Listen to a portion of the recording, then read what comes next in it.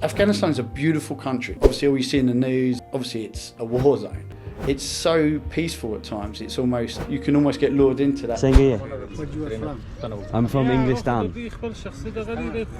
They come Zaire. Where? Loga, not Kandahar. Num Sade?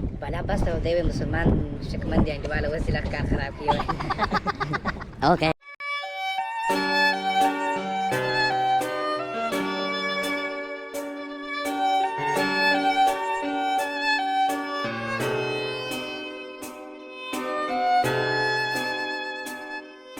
The strongest passport in the world belongs to Singapore.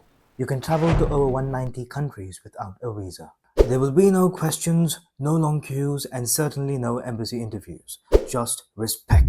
But now, let's talk about the other side of the world. The passport that opens almost no doors. A document that carries more pain than privilege. The Afghan passport, which is ranked the weakest in the world. And before you roll your eyes or throw judgment, let's ask an honest question. How can you blame a country that's been at war since the 1980s? A nation that's seen nothing but bombs, blood and broken borders for 4 decades. A country where an entire generation grew up knowing war, not peace. And somehow we still compare it with countries that had every chance to rise but didn't. Let's look around. Pakistan, Bangladesh, Sri Lanka, India.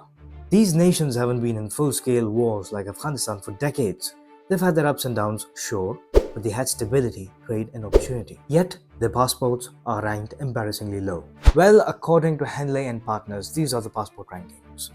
Afghanistan is ranked 106th, Pakistan is 103, Bangladesh 100, Sri Lanka 98 and India 85.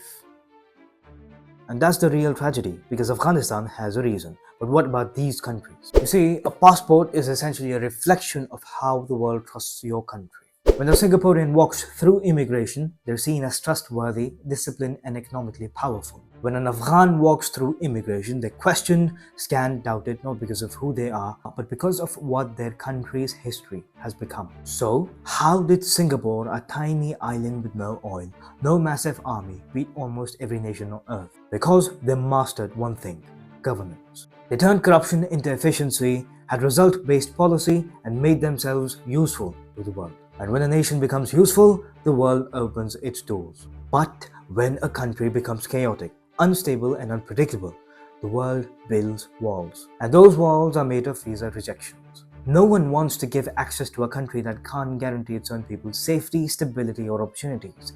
And that's why, even after decades of peace, countries like Sri Lanka, Bangladesh, Pakistan and India are still stuck in visa purgatory. Not because of war, but because of corruption, bureaucracy and bad governance. Singaporeans built theirs through unity.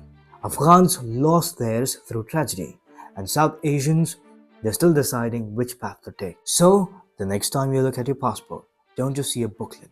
See your country's reputation. Anyway, if you disagree, tell me why in the comments. If the reasoning is solid, I'll invite you for a live discussion. Thanks for watching Faizaan Unscripted. If you like the video, hit the like button, subscribe to this channel, and I'll see you next time.